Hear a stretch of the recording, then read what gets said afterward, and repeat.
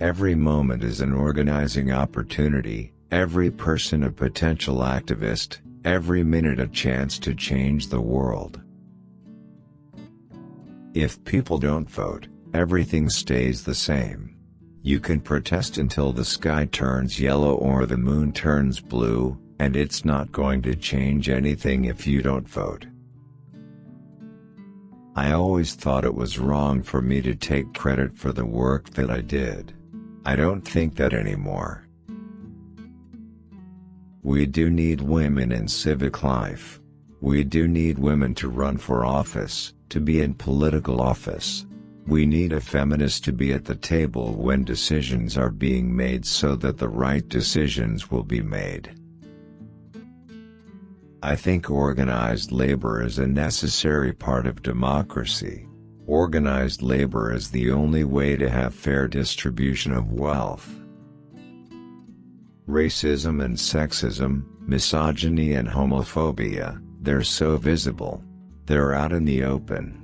When they're visible, it's a lot easier to deal with them. When you are organizing a group of people, the first thing that we do is we talk about the history of what other people have been able to accomplish, people that look like them, workers like them, ordinary people, working people, and we give them the list. These are people like yourself. This is what they were able to do in their community. I remember as a little girl going down to the beet fields in the Dakotas and in Nebraska and Wyoming as migrant workers when I was very, very small, I was 5 years old, I believe. And I remember going out there, traveling to these states and living in these little tar paper shacks that they had in Wyoming.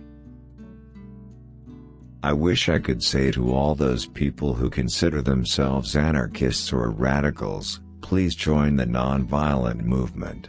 This is how Gandhi freed India. If Gandhi freed India, we can certainly free the United States from our racism, misogyny, and bigotry.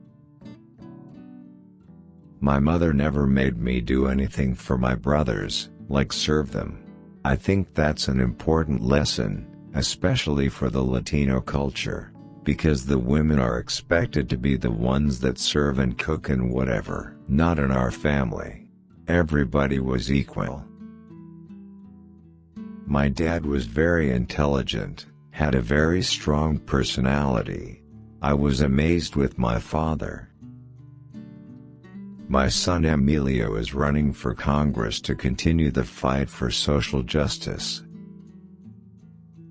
Professional farm workers who know how to do a number of different jobs, whether it be pruning or picking or crafting, they see themselves as professionals, and they take a lot of pride in that work. They don't see themselves as doing work that is demeaning.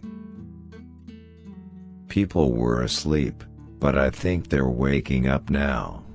Trump has given everybody a good kick, and people are waking up and realizing they've got to get involved. If you haven't forgiven yourself something, how can you forgive others? Let's teach kids, at the kindergarten level, what the contributions of people of color were to building the United States of America. The leaders come up from the volunteers that do the work. And it's amazing because then they do these incredible things in their community that they never thought they had the power to make that happen. When you have a conflict, that means that there are truths that have to be addressed on each side of the conflict. And when you have a conflict, then it's an educational process to try to resolve the conflict. And to resolve that, you have to get people on both sides of the conflict involved so that they can dialogue. It was really hard for them to intimidate me. They felt I was intimidating. One of the growers had a name for me. I think it was Dragon Lady or something like it. The conditions were terrible. The farm workers were only earning about 70 cents an hour at that time. 90 cents was the highest wage that they were earning. They didn't have toilets in the fields, they didn't have cold drinking water, they didn't have rest periods. People worked from sunup to sundown. It was really atrocious. My mother was a dominant force in our family, and I always saw her as the leader.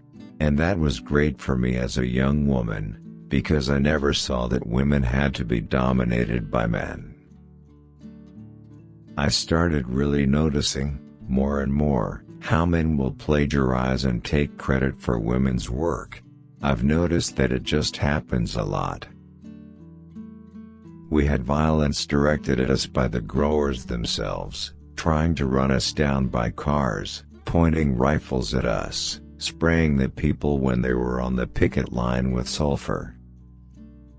My mother was a very wonderful woman. When she and my dad divorced, she moved to California and worked 2 jobs in the cannery at night and as a waitress during the day. But she saved enough money to establish a restaurant. I think that's something that all mothers have to deal with, especially single mothers. We work, and we have to leave the kids behind. And I think that's one of the reasons that we, not only as women but as families, we have to advocate for early childhood education for all of our children.